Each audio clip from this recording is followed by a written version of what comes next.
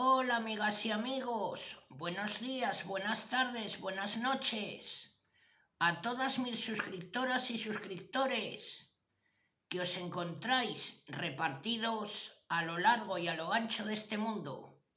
Desde aquí, desde mi ciudad, Zaragoza, aquí en España, os mando un saludo y un fuerte abrazo. Nuevamente os doy la bienvenida a mi canal, La Comarca, vuestro canal multicultural. En esta nueva ocasión, amigas y amigos, os traigo la tercera parte de mi vídeo titulado Secretos de la Segunda Guerra Mundial. Bueno, amigas y amigos, comenzamos. Con esta tercera parte continuamos con el título de Tora, Tora, Tora.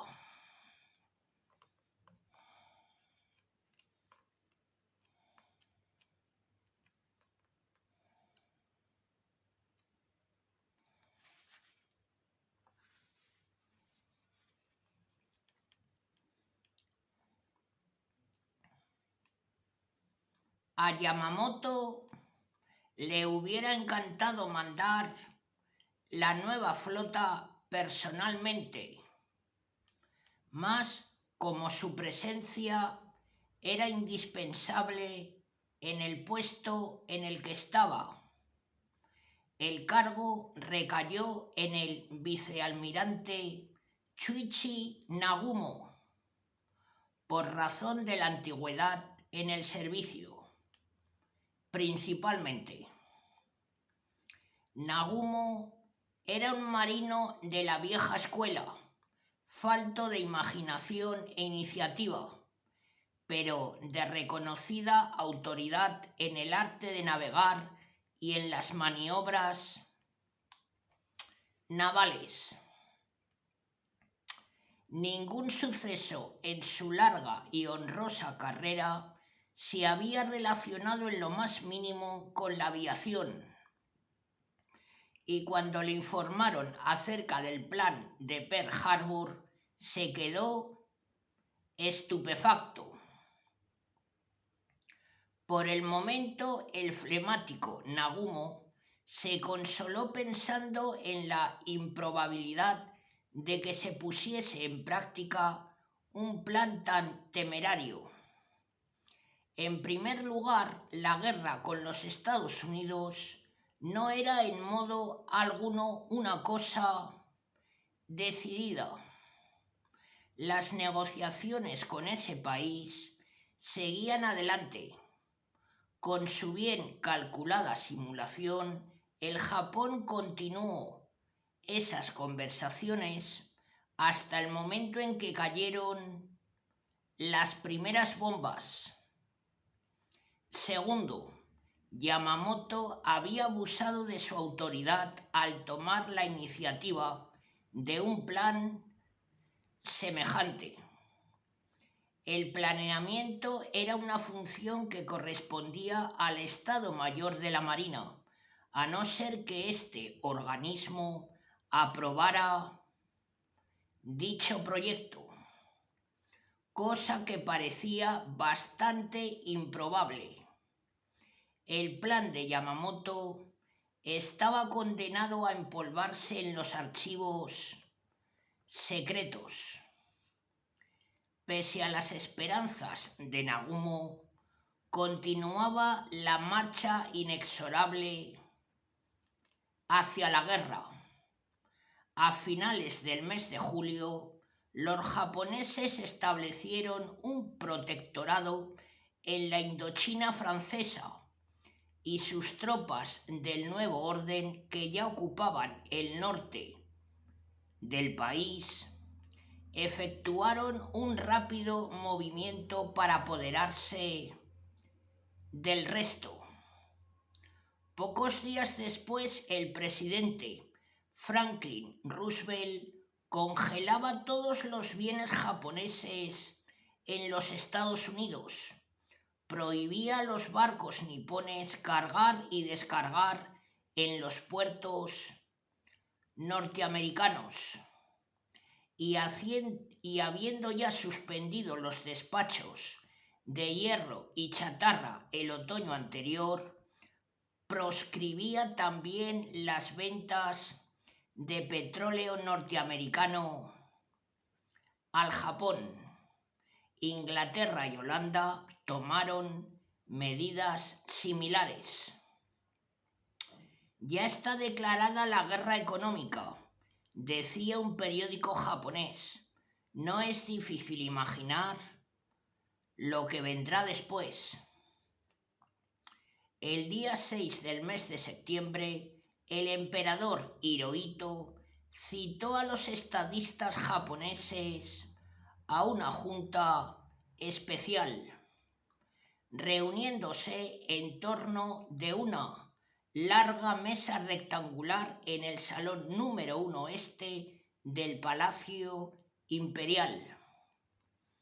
Sentado sobre un pequeño estrado a la cabecera, el emperador, inmóvil y al parecer impasible, escuchó al primer ministro Fumimaro Konoye, que abrió la sesión dando lectura a un plan esquemático de política nacional, el cual reveló lo siguiente.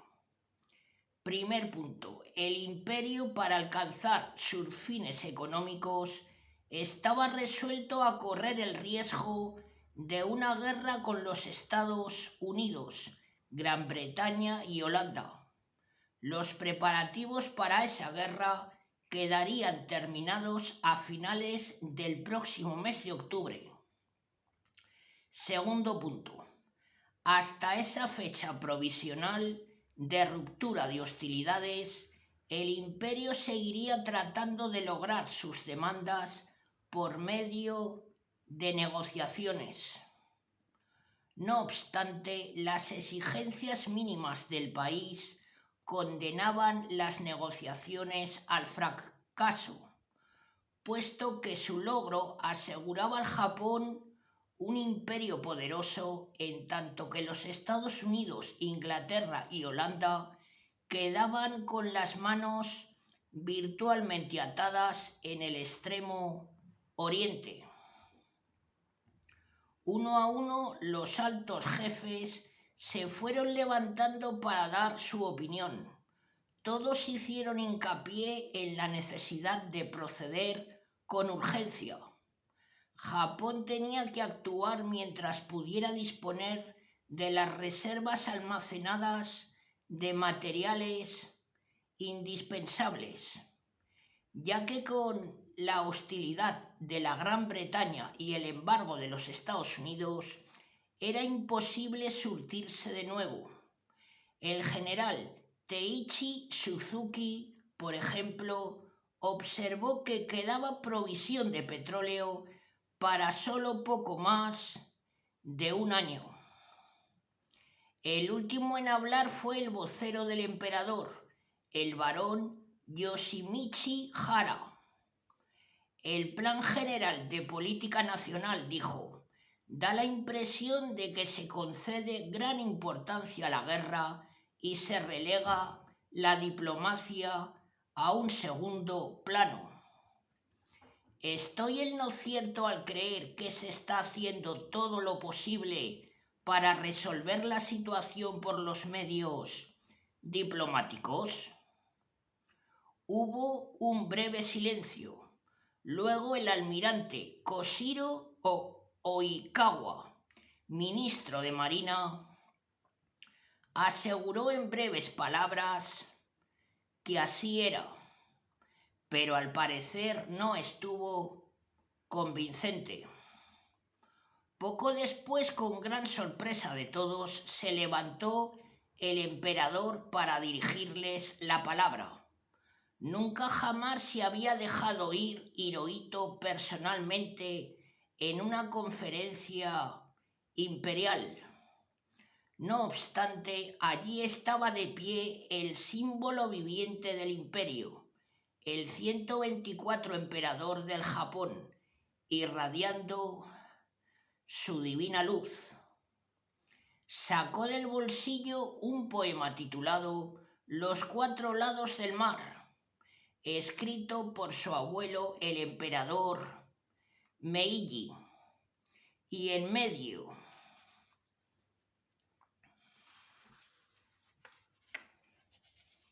de un silencio que los asistentes a la conferencia no se atrevían a turbar siquiera con la respiración, leyó en alta voz: creo que todos los pueblos del mundo son hermanos. ¿Por qué será entonces que las olas y los vientos están hoy tan encrespados? Contó el emperador a sus oyentes que había leído esos versos muchas veces.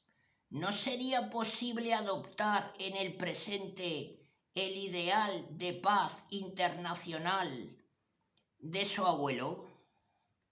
Siguió un gravoso silencio que al fin rompió el jefe del Estado Mayor de la Marina, diciendo que realmente el alto mando reconocía la importancia de la diplomacia, que era partidario de la Fuerza Armada únicamente como último recurso. El jefe del Estado Mayor del Ejército se hizo eco de esta opinión, pero el emperador no quedó nada satisfecho. La conferencia terminó en un ambiente de tensión sin precedentes, escribió el primer ministro Konoye. Los que creen que Hirohito hubiera podido vetar el plan de Pearl Harbor si así lo hubiera deseado o si hubiera tenido más entereza de carácter, no comprenden la posición sutil y compleja del emperador. Él solo podía aconsejar y ratificar, porque debía estar completamente de acuerdo con su gobierno a fin de guardar la unidad monolítica de su nación. Estaba atado al mástil de su propio e ilimitado prestigio. En esta ocasión, no obstante, el emperador Hirohito ni siquiera conocía el proyecto de ataque a Pearl Harbor. El plan de Yamamoto no fue unánimemente apoyado. En realidad, ninguno de los altos oficiales de la Armada estuvieron de acuerdo. A algunos críticos les pareció todo aquel proyecto excesivamente arriesgado. Otros, con los ojos fijos en la Operación del Sur, opinaron que con esto se agotarían las reservas navales del Japón. Finalmente, los almirantes de acorazado estaban convencidos de que era una equivocación atenerse a barcos con blindaje tan débil como los portaaviones. Pero en el almirante Yamamoto encontraron estos conservadores un opositor de energía formidable. Una fotografía de Yamamoto tomada en el apogeo de su poderío nos revela un hombre bajo de estatura. Aún para la talla de los japoneses, 1,60 de altura, los anchos hombros realzados por gruesas charreteras y el pecho abultado lleno de medallas y condecoraciones habrían resultado ridículos a no ser por el rostro, con sus labios gruesos, nariz recta y ojos grandes, con el pelo entrecano cortado casi al rape. La cara de Yamamoto era la de un hombre. De joven fue un fanático del estudio. Para concentrarse con mayor intensidad, se iba quitando la ropa poco a poco, para que el frío se encargara de ahuyentar su cansancio. Muchas noches heladas, sus padres lo encontraron casi desnudo en su cuarto, absorto en algún libro de álgebra o geometría. Al enterarse de las habladurías en torno a un ataque contra Pearl Harbor, citó a unos 50 comandantes de la flota para que comparecieran el día 11 del mes de octubre a bordo de la nave almiranta Nagato. Uno a uno, varios almirantes fueron exteriorizando sus recelos y desconfianzas. El tiempo de que disponían para operar en el Pacífico del Norte era ya peligrosamente corto. Los temporales harían imposible el reabastecimiento de combustible en alta mar.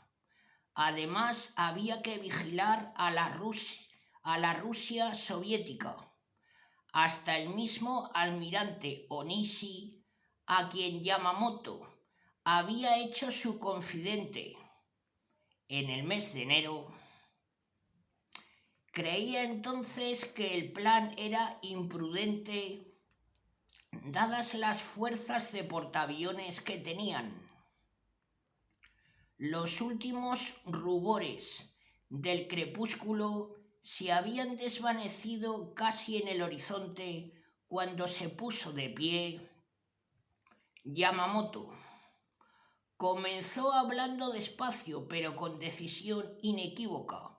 Había notado las objeciones presentadas, dijo, y serían tomadas en consideración, pero de su largo y detenido estudio de la situación militar, deducía que la operación contra Hawái era indispensable para la estrategia del Japón.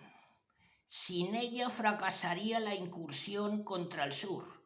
Por tanto, quería que se entendiera lo siguiente: mientras yo sea comandante en jefe de la flota combinada, Pearl Harbor será atacada. Esta declaración despejó el ambiente de una vez por todas. Los almirantes entendieron que, de ahí en adelante, no habría más discusiones ni más quejas. Si el Japón iba a la guerra, la flota se haría a la mar con el alborozo y la unidad de una cruzada. Pero el Estado Mayor de la Marina se oponía obstinadamente al plan de Pearl Harbor, y aquí Yamamoto ya no trataba con oficiales que estaban bajo su mando, sino con el pináculo de la jerarquía naval. No obstante, para algo era buen jugador de póker. A finales del mes de octubre decidió mandar un emisario al Estado Mayor con el fin de forzar una decisión. Encargó de esta comisión a uno de sus oficiales más antiguos, el capitán Kameto Kuroshima, a quien armó de un argumento definitivo para el caso de que ningún otro le sirviera. Kuroshima se entrevistó con el capitán Sadatoshi Tomioka, jefe de operaciones del Estado Mayor de la Marina, y no perdió el tiempo en remilgos. El almirante Yamamoto insiste en la adopción de su plan. Me ha autorizado para declarar que si no se hace así, no podrá responder por la seguridad del imperio. No le quedaría otra alternativa que la de renunciar, y con él toda su plana mayor. Tomioka abrió los ojos y la boca. La amenaza lo impresionó profundamente. No obstante, convino en el ataque en cuanto a él personalmente se refería. Así que Kuroshima hubo de subir peldaño a peldaño el escalafón para soltar a los otros jefes el trueno de Yamamoto. Finalmente, el Estado Mayor Naval en masa sancionó dicho ataque a Pearl Harbor. Yamamoto había logrado una gran victoria, sí, pero es que su posición y su influencia en la marina japonesa eran únicas. Ni los jefes del Estado Mayor ni nadie pensó jamás en ir a la guerra sin Yamamoto al timón de la flota combinada. Eso era inconcebible, afirmaría más tarde uno de los almirantes. De aquí en adelante se intensificó el espionaje japonés en Hawái. Ya no eran suficientes los informes ordinarios acerca del número de barcos norteamericanos surtos en el puerto. Tokio quería saber con precisión en qué muelle estaba atracado cada barco y hacía innumerables preguntas relativas a patrullas aéreas y a la disposición de los aviones.